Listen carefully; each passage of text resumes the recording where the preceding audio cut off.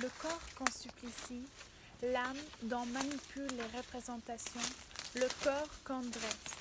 On a là 3 séries d'éléments qui caractérisent les 3 dispositifs affrontés, les uns aux autres. 3 technologies du pouvoir. Le problème est alors celui-ci.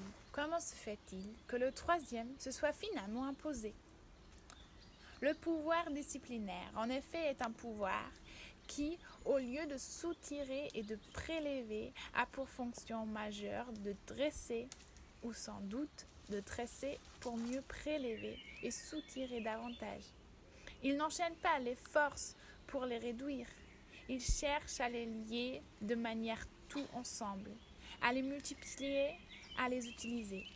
Au lieu de plier uniformément et par masse tout ce qui lui est soumis, il sépare, analyse, différencie, pousse ses procédés de décomposition jusqu'aux singularités nécessaires et suffisantes. La discipline fabrique des individus. Elle est la technique spécifique d'un pouvoir qui se donne les individus à la fois pour objet et pour instrument de son exercice. Ce n'est pas un pouvoir triomphant qui, à partir de son propre excès, peut se fier à sa surpuissance. C'est un pouvoir modeste, soupçonneux, qui fonctionne sur le mode d'une économie calculée mais permanente. À l'atelier, à l'école, à l'armée, sévit toute une micro-pénalité du temps, retard, absence, interruption des tâches, de l'activité, inattention, négligence, manque de sel, de la manière d'être, impolitesse, désobéissance, des discours, bavardage, insolence, du corps, attitude incorrecte, gestes non conformés, malpropreté, de la sexualité, immodestie, indécence.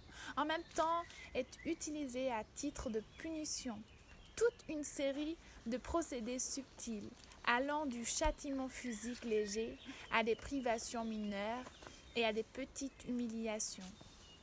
Il s'agit à la fois de rendre pénalisables les fractions les plus ténues de la conduite et de donner une fonction punitive aux éléments en apparence indifférents de l'appareil disciplinaire.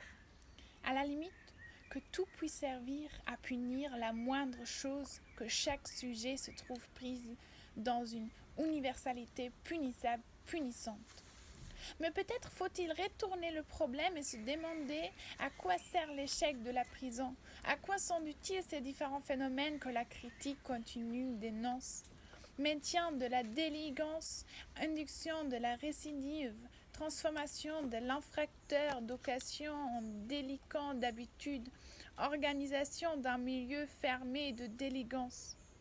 Il faudra alors supposer que la prison et d'une façon générale sans doute les châtiments ne sont pas destinés à supprimer les infractions, mais plutôt à les distinguer, à les distribuer, à les utiliser, qui visent non pas tellement à rendre dociles ceux qui sont prêts à transgresser les lois, mais qui tendent à aménager la transgression des lois dans une tactique générale des assujettissements. L'appareil disciplinaire parfait permettrait à un seul regard de tout voir en permanence.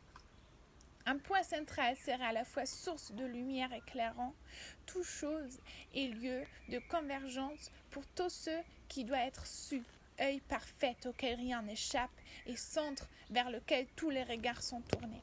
Surveillance générale de la population, vigilance, muette, mystérieuse, inaperçue. C'est l'œil du gouvernement, incassement ouvert et veillant indistinctement sur tous les citoyens, sans pour cela le soumettre à aucune mesure de correction quelconque. Elle n'a pas besoin d'être écrite dans la loi.